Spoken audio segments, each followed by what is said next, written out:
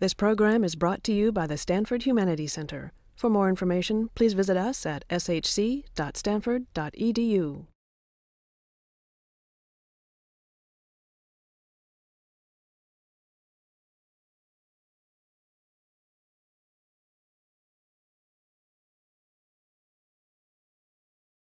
So Stefan, your research is incredibly innovative and fascinating to so many because you combine a grounding in sociology and anthropology with a kind of historical instinct and historical methodology for examining these problems. And also you've been one of the rare people to actually work in Balochistan.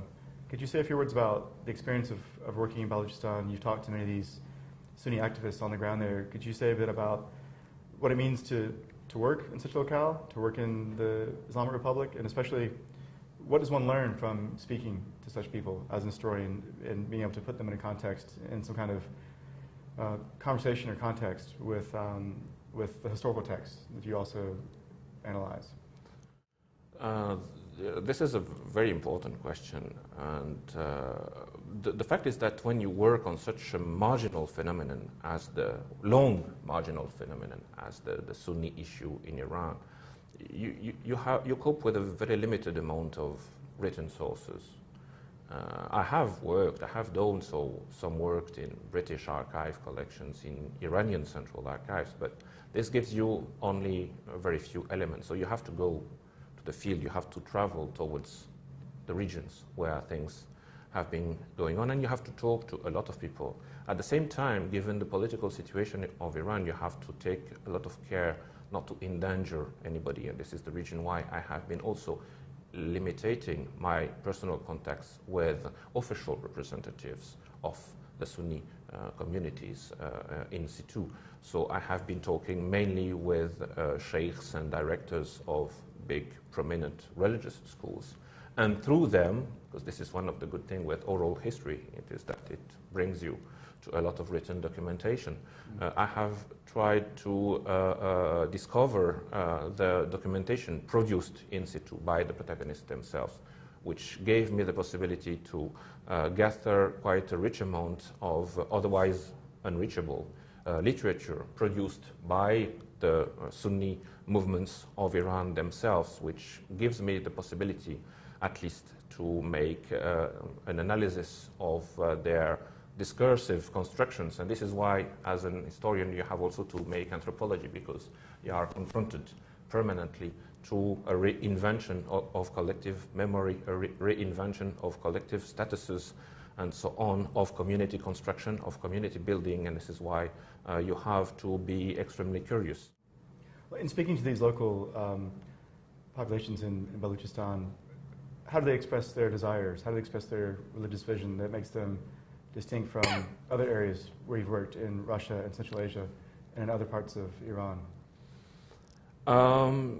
Iran has a very specific history in the 20th century, which makes this history perceived in a lot of peripheries of the country, in Kurdistan and Balochistan, even in some Persian-peopled regions of eastern Khorasan, for example, on the boundary, as a colonial history, as the history of a colonization. The word colonization comes quite often in the discussion I had with many of my interlocutors and informers in situ, a colonization of the peripheral regions of Iran by a Shiite and Persian population from the center of the country.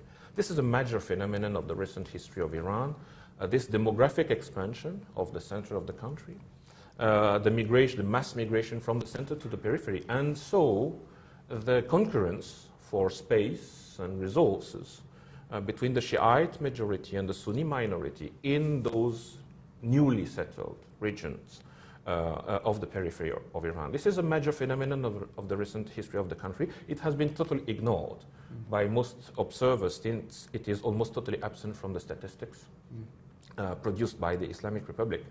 And this new phenomenon of neighborhood between an aggressively colonizing Shiite Persian majority and Sunni, Baluch, Kurdish, Turkmen, and even Persian minorities in the periphery provides the background for an increasing tension between the two communities in a period of time when the relations between Sunnis and Shiites are more and more politically instrumented in the whole region.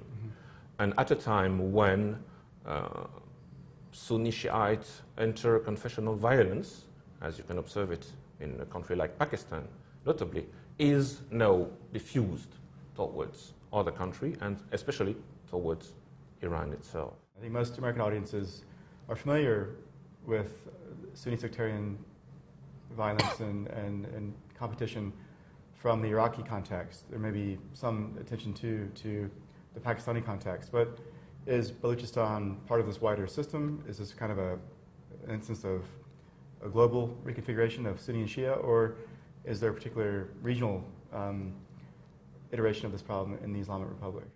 The level of Sunni Shiite violence in Pakistani Balochistan has begun to rise considerably.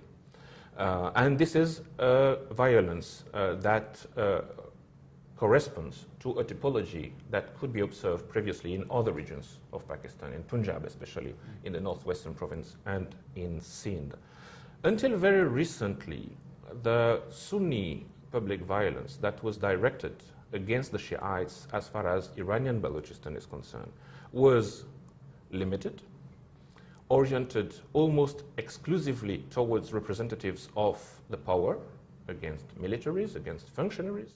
This scenario is now changing with the evolution of this type of violence that is practiced now in Iranian Balochistan, with the importation of a typology of violence that corresponds with models elaborated in Pakistan and in Iraq, and with the targeting of worship places since 2009 especially, and the choice of a more and more spectacular kind of violence, including civil casualties, which for Iranian Balochistan is something radically new. But what is still almost totally unknown in Western chancelleries is that this turn in Iranian Balochistan that is denounced as a result of American influence, if not of American implementation in the region. This turn has brought the Islamic Republic to a major cultural turn that we can observe during the last 3 years, and it has brought the Islamic Republic to create space for discussion, for negotiation. It has brought the authorities of the Islamic Republic and the guide Ali Khamenei in particular to adopt a policy of negotiation, reconciliation, and of gradual recognition of the place of the Sunni minority. And in the very last years, of instrumentation of this Sunni minority as a tool for the projection of Iranian power abroad. Representatives of the Sunni religious authorities of Iran being now used by Iranian diplomacy as representatives in, for example, Sunni-peopled countries of former Soviet Central Asia. So in a very short period of time, since I would say 2007, you can observe a kind of cultural revolution within the circles of power in Tehran, and especially within those circles close to Khamenei. May I ask you to elaborate on this, whether or not this is successful, whether or not communities in Central Asia or elsewhere regard these Sunnis as legitimate representatives of something that is attractive to them, or are they undermined by their affiliation with the Islamic Republic? You know, everybody is playing several games at the same time. This is policy. When, for instance, the Sheikh al-Islam of Zahedan in Iranian Balochistan is invited to former Soviet Tajikistan to some important celebration in, for example, there was one in the autumn 2009, the discourses he makes in Tajikistani mosques and religious school is exclusively oriented towards the evocation of the common cultural roots of Persian-speaking Central Asia and Iran, with reference to the great ulama of the past and to the great ulama of the Sunni tradition since the early Middle Ages. So everybody plays several games at the same time, and we are probably in a very unstable situation, where in which every protagonist is trying to play several cards at the same time.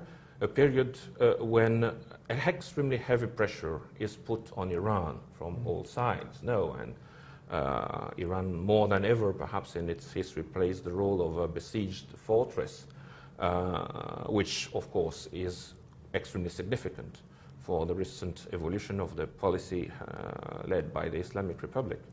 But what is particularly remarkable is that, contrary to what is usually said in the West as far as Iranian international policy is concerned, Iran has adopted a multidimensional line during the very last years, in which the Sunni card is playing a growing role, which, to my eyes, is extremely relevant for the Sunni issue itself in the Middle East and Central Asia, but more generally speaking, for a global understanding on the way the Islamic Republic is functioning and the way it is reinventing its policy. This program is brought to you by the Stanford Humanities Center. For more information, please visit us at shc.stanford.edu.